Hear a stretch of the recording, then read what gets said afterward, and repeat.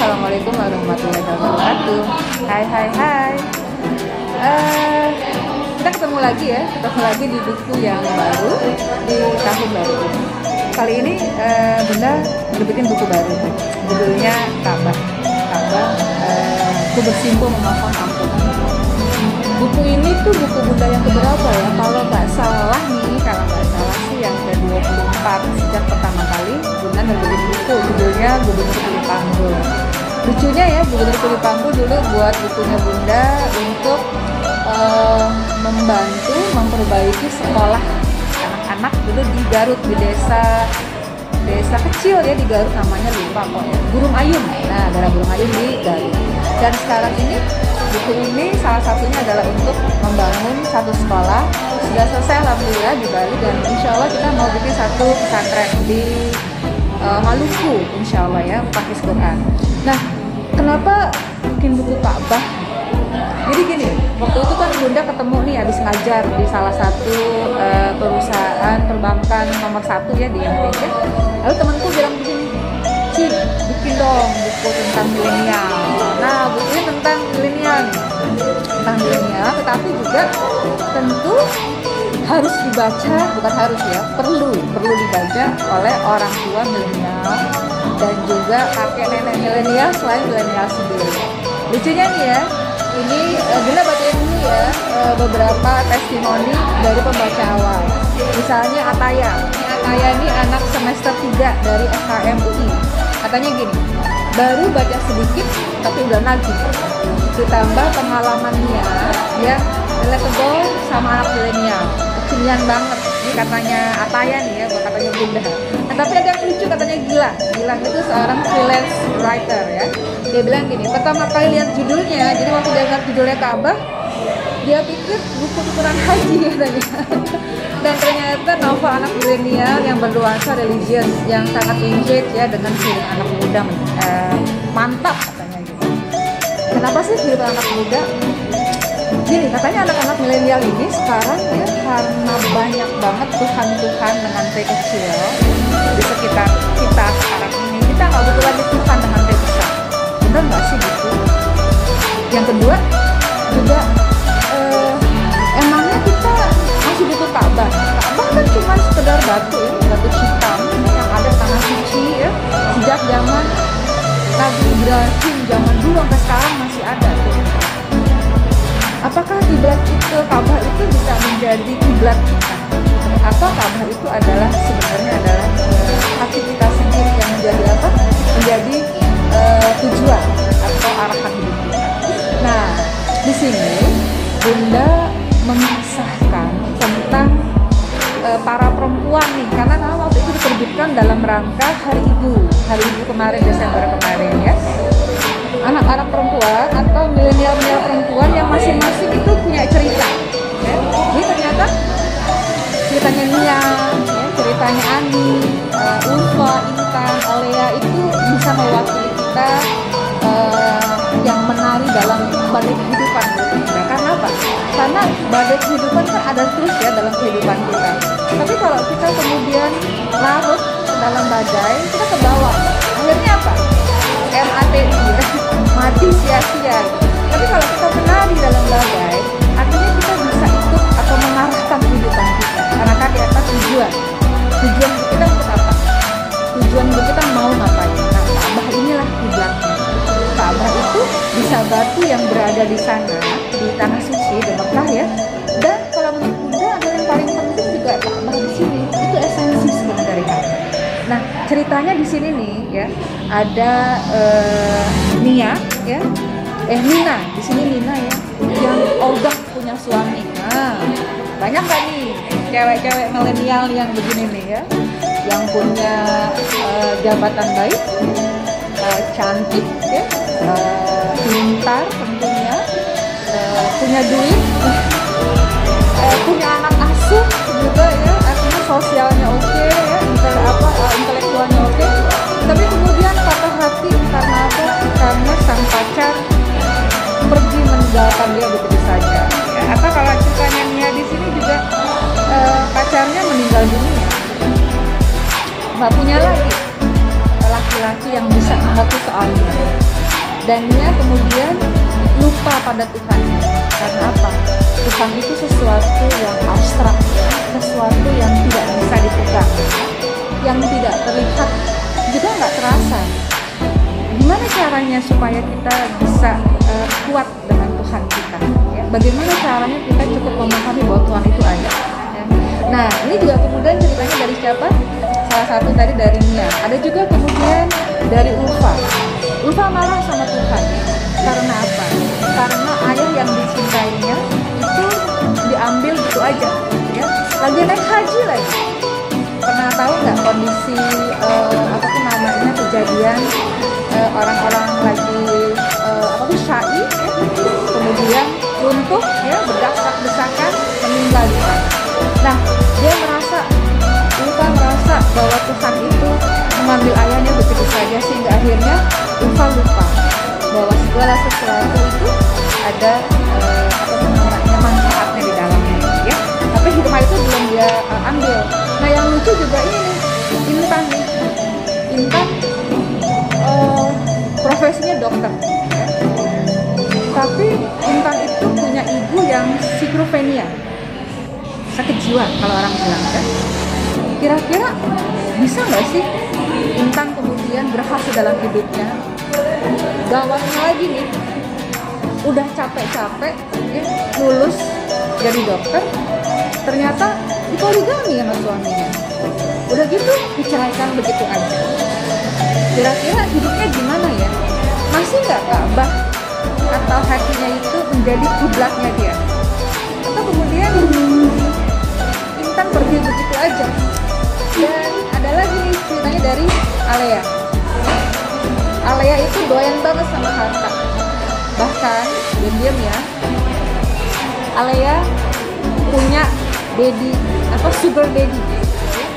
Jadi maaf, piaraan. Dan ini kejadiannya benar, karena kejadian ini semua adalah kisah dari klien-kliennya Bunda, ya. Dan cerita dari Alea ini banyak banget, ya, yang mungkin sekarang ini terjadi di sekitar kita. Alea juga orang yang cukup kalau orang bilang tuh religius, ya. Karena apa? Karena dia hampir setiap tahun itu umroh. Dia bilang gini, katanya mau cuci dosa. Terus Bunda pernah bilang gini, cuci dosa, emangnya tanah suci itu mesin cuci gitu ya. Lalu Tuhan atau malaikat itu buruh cuci gitu kan ya. Cuci dosanya, pulang tanah suci, kemudian bersih, balik lagi ke tempatnya masing-masing, lalu melakukan hal-hal yang gila-gilaan lagi. Dan Alea ini termasuk salah tokoh yang doyan banget pesta. Salah nggak pesta? Enggak sih. Tapi mungkin anak-anak atau teman-teman yang perlu baca bukunya Bunda, judulnya pesta hati. Nah, bisa lihat tuh, pesta boleh-boleh aja. Nah, teman-teman dirahmati Allah semua, ternyata apa yang terjadi? Para milenial ini, mereka kemudian sampai di satu tempat yang namanya Ka'bah, ya. Mana ya? Ada ceritanya Ka'bah di sini. Mereka umroh ketemu di sana. Dan ternyata kalau anak-anak ya pernah umroh, pernah ke tanah suci, itu kita sering banget menemukan hal-hal yang ajib-ajib, ya, yang pengalaman personal, ya, pengalaman sendiri yang nggak bisa digantikan oleh orang lain, ya. Pengalaman yang nggak pernah kita sangka-sangka selama kita ada di dunia. Artinya di dunia sekarang. Nah, inilah yang kemudian membuat, ya, Ka'bah ini spesial. Karena kalau biasanya kalau gurunya Bunda tuh bilang kalau Ka'bah itu, kalau kita ke tanah suci, ya, itu kita diperlihatkan, ya, dipertontonkan kondisi kita, masa lalu kita, atau juga bisa masa depan kita. Dikulitin kalau bahasanya Bunda di situ. Jadi kalau kita ke tanah suci, kita biasanya sukanya hura-hura. Di sana kita sukanya hura-hura juga. Ya? Mungkin anak-anak atau teman-teman pernah melihat ketika kita lagi tawaf, ya, ada orang-orang yang tiba-tiba menjerit-jerit, ya. Ada tiba-tiba orang nggak bisa berjalan, ya. Ada tiba-tiba orang dia nggak kepengen nyium Hajar Aswad, tiba-tiba udah dengan Hajar Aswad. Jadi banyak pengalaman-pengalaman yang luar biasa. Nah, di sini juga seperti itu. Tapi luar biasanya adalah ketika para perempuan milenial ini ketemu dengan perempuan-perempuan hebat. Siapa tuh perempuan-perempuan hebat? Ada ibu dari seluruh ibu Bani Adam. Siapa tuh? Siti Hawa. Ya. Lalu juga ada ketemu sama ibunya Nabi Isa Al-Masih, Siti Maria, ketemu di sana juga. Lalu juga ada, pernah dengar siapa tuh namanya, istrinya Fir'aun, ya, ibu angkatnya Nabi Musa alaihissalam. Nah, namanya siapa? Siti Aisyah, juga ketemu di sana. Ya. Dan juga ada perempuan-perempuan hebat lainnya. Nah, serunya adalah apa? Serunya bahwa segala macam permasalahan hidup kita di dunia ini, itu salah satunya bisa seperti ini nih. Pernah tahu ini kok? Ini adalah satu bunga kesayangan nasi benda, ya. Ini adalah bunga Wijaya Kusuma. Katanya nih, kalau orang bisa melihat bunga Wijaya Kusuma ini berkembang, itu dia artinya memiliki kemampuan yang lebih dari orang-orang sebelumnya. Kemampuan apa tuh? Biasanya dia punya wibawa, ya. Biasanya juga dia punya apa tuh namanya, kemampuan untuk bisa menjadikan orang-orang di sekitar itu mendengar apa kata dia, as a leader, ya, pemimpin. Ya. Dan di sini juga ada ceritanya nih, sehingga akhirnya apa? Sebagai seorang milenial atau sebagai perempuan yang dibahasa gunakan, Anda mau jadi bunga seperti apa tuh? Jadi bunga Wijaya Kusuma atau jadi bunga apa nih di sini? Anggrek. Nah, ada ceritanya nih seperti ini. Ya. Ada cerita apa lagi ya? Oke, di sini materi-materinya, ya, kita bisa lihat. Judul-judulnya sederhana, ya. Nih ada musim gugur. Ini musim gugur, cerita salah satu milenial ketika di New York. Keren banget ceritanya. Ada hujan, lalu ada self talk, ya. Ternyata apa yang kita omongin, ya, itu jadi self talk kita loh. Dan ternyata di Al-Quran itu ada soal self talk. Bagaimana kita perlu ngobrol sama diri kita sendiri, ya. Ada self love. Itu juga bentuk terapi, ya. Self love itu kenapa? Karena kita seringkali merasa bahwa kita orang paling susah di dunia, ya. Kita merasa bahwa kita adalah orang yang tidak pantas untuk dicintai, ya. Bahwa kita selalu saja kalah dengan orang lain. Di sini ada metode terapinya, ya. Dan juga ada nih toxic relationship. Ini apa? Ini salah satunya adalah bagaimana kita membangun hubungan yang tak sehat. Antara siapa?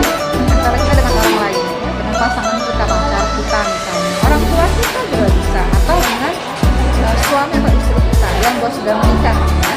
Nah, di sini juga kemudian ada yang disebut sebagai self care. Bagaimana kita melakukan proses self healing sebenarnya? Kalau kita perlu sharing sama diri kita dulu sebelum kita sama orang lain. Nah, teman-teman dirahmati Allah, di buku ini sebenarnya ringkas, ya, ceritanya. Ini adalah semacam novel ciklit, ya. Jadi memang diperuntukkan sebenarnya untuk Anda yang sudah berusia 19 tahun ke atas, ya. Karena apa? Karena ada beberapa cerita di sini, cerita dalam dewasa, ya. Tetapi dewasa yang ada anak umur 12 tahun baca begitu bunda ini sambil dijelaskan sama orang tuanya, karena sudah haid juga, ya, anak SD kelas 6 baca buku ini juga, dan dia tertarik banget. Karena apa?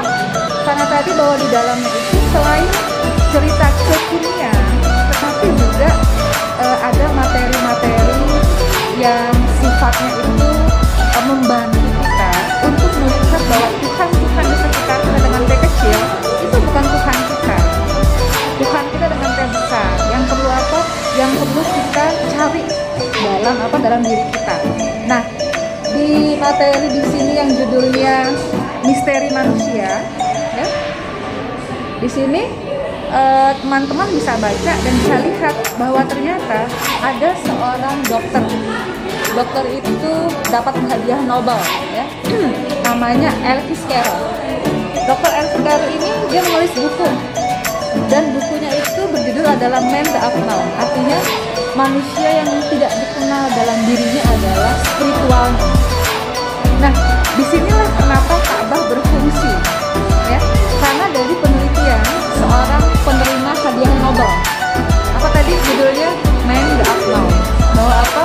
Bahwa manusia, ya, yang perlu dikembangkan adalah sisi spiritualnya. Ini yang nggak pernah dikembangkan. Dan ini juga, ya, dilakukan oleh salah satu pentolan psikolog yang keren banget, ya.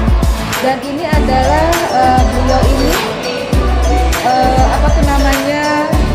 salah satu murid dari tokoh psikologi yang luar biasa, yaitu siapa namanya? Sigmund Freud, ya. Nah, sehingga yang kemudian dilakukan, ya, itu membuat satu testimoni dalam bukunya juga, ada di sini juga, ya, bahwa manusia itu sekali lagi perlu melihat ke dalam dirinya sendiri. Jadi jangan terlalu mendewakan atau melihatkan kekinian. Misalnya apa? Misalnya adalah intelektual, ya. Kita menonton intelektual, dan sekarang ada namanya apa? AI, ya, artificial intelektual.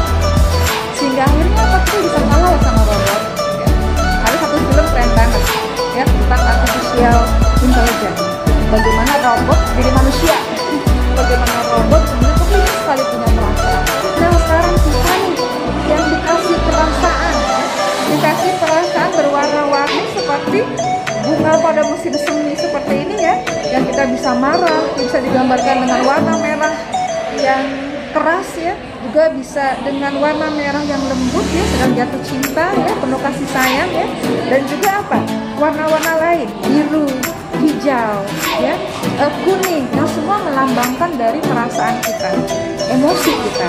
Nah, di sini kita kuat sekali, erat sekali bagaimana kita memperlihatkan emosi kita sebagai manusia. Tetapi tadi, selama kita membuat emosi kita ini adalah berkaitan dengan Ka'bah, hati kita, kiblatnya, tujuannya dalam sini, insya Allah kita akan dibimbing. Emosi kita atau hawa nafsu kita itu akan menjadi hawa nafsu yang bermanfaat, ya. Kalau itu yang menjadi ridho Allah. Nah, bagaimana caranya untuk kita bisa bermanfaat? Baca bukunya, ya, beli, jangan pinjam, rugi soalnya. Nah, satunya kenapa bukunya harus beli? Karena buku ini itu diterbitkan oleh yayasan, ya.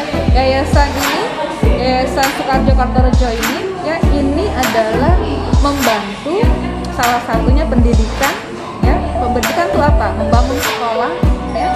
Kemudian operasional sekolah juga dibantu. Salah satunya sudah ada di Bali. Kita mau buat di Maluku, pesantren insya Allah di sana. Juga membayar guru-guru honorer, ya. Guru-guru yang keliling dari kampung ke kampung untuk ngajar ngaji itu kita bantu juga, ya. Lalu juga apa? Juga anak-anak asuh. Ada anak-anak asuh yang sekolahnya semuanya gratis, ya. Tapi juga ada anak-anak asuh yang kita pilih, namanya programnya Aku 10T. Itu selama 10 tahun, ya. Anak-anak ini kita dampingi supaya mereka punya impian terwujud. Misalnya apa? Ini ada Lala, ya. Lala itu hobinya masak, jadi koki. Tapi ternyata cinta banget sama apa? Sama binatang. Kalau ada binatang yang sakit, dibawa pulang, dibikin sampai sehat. Tapi dia nggak mau jadi dokter hewan. Dia tetap kepengen jadi koki. Ada lagi misalnya siapa nih? Ini anak yatim, ini namanya Dana, ya. Dana ayahnya udah meninggal dunia. Kita jadi guru, dan ternyata anaknya keren banget. Tapi kalau kita nggak bantu gimana? Dan ini juga ada Askar. Askar ini sudah jadi pilot. Nah, ini Bunda dapat kiriman laptop. Jadi waktu itu kita lagi membangun sarana perpustakaan, dan kita kemudian caranya bagaimana? Caranya adalah tadi dengan membeli buku ini, ya, sudah ikutan untuk membantu kegiatan yayasan, salah satunya ini. Jadi bagaimana ketika dreamnya anak, impiannya anak, siapapun dia, nggak penting di kota atau di desa, miskin atau kaya, ya semuanya sama, punya impian gratis, mewujudkannya yang tidak gratis. Salah satu dengan bekerja keras. Nah, Askar ini kepingin jadi pilot. Nah, Bunda bikinkan sistem. Jadi bagaimana caranya? Caranya adalah dia perlu belajar lewat pakai laptop nih, cari di internet semua yang berhubungan dengan pesawat, ya, semua yang berhubungan dengan penerbangan, sehingga akhirnya apa?